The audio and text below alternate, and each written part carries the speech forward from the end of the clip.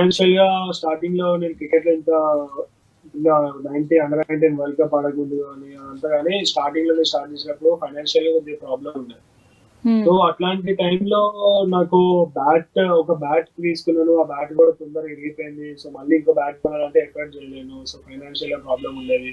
So అలాంటి టైంలో నాకు కోచ్ బాగా హెల్ప్ చేశారు. మా కోచ్ సలాం భాయ్ సార్ ఒక బ్యాట్ ఇచ్చేటోళ్ళు. ఆ బ్యాట్ ఇచ్చి దాన్నే థ్రెడ్డింగ్ చేసుకుని దాన్నే టేప్ వేసుకుని అలానే అండర్ 14 కి హైదరాబాద్ ఎక్స్పీరియన్స్ చేశారు. దాంతోనే ఆడి సో దాని తర్వాత కూడా మళ్ళీ నాకు కొనాలి అంటే నా బ్యాట్ కి ఎఫర్ట్ చేసేంత ఫైనాన్షియల్ గా ప్రాబ్లం ఉండేది. సో అకాడమీ ఫీజే మేము డాడీ చేస్తూ అదే కట్టేటోళ్ళము. మళ్ళీ దాంతో పాటు క్రికెట్ ప్రొడక్ట్స్ తీసుకోవాలి, టోర్నమెంట్స్ కి చేయాలి, అది అంటే కష్టం అయ్యేది. సో అట్లా అండర్ 14 కి హైదరాబాద్ రిప్రజెంట్ చేసి హైయెస్ట్ రన్ గేటర్ వచ్చాను అక్కడ.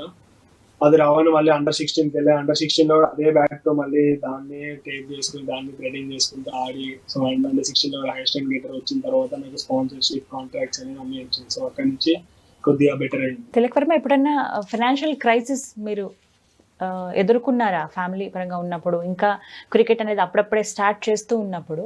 అలాంటి రోజులు ఉన్నాయా?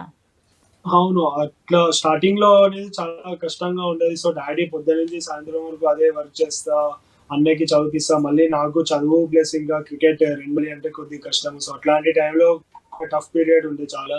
సో అట్లాంటి టైంలో ఇందాక చెప్పినట్టు కోచ్ హెల్ప్ చేశారు.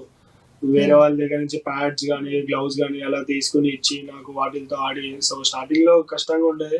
సో అట్లాంటి టైంలో సపోర్ట్ చేస్తారు. సో నేను ఆ పీరియడ్ ఎంజాయ్ చేస్తా, కష్టపడతా ఆడాను. సో ఇప్పుడు కూడా అంతే. ఇప్పుడు ఏమన్నా ఫెయిల్యూర్స్ కానీ ఏమన్నా బ్యాడ్ టైం నడుస్తున్నా కూడా అట్లాంటి ముందు అయిన హార్డ్ వర్క్ మమ్మీ డాడీ చేసిన హార్డ్ వర్క్, కోచ్ చేసిన హార్డ్ వర్క్, నేను డైలీ చేసిన హార్డ్ వర్క్ అది చేసుకుని ఇంకా మోటివేట్ అయ్యి సో దాన్ని ఇంకా కంప్లీట్ చేస్తాను.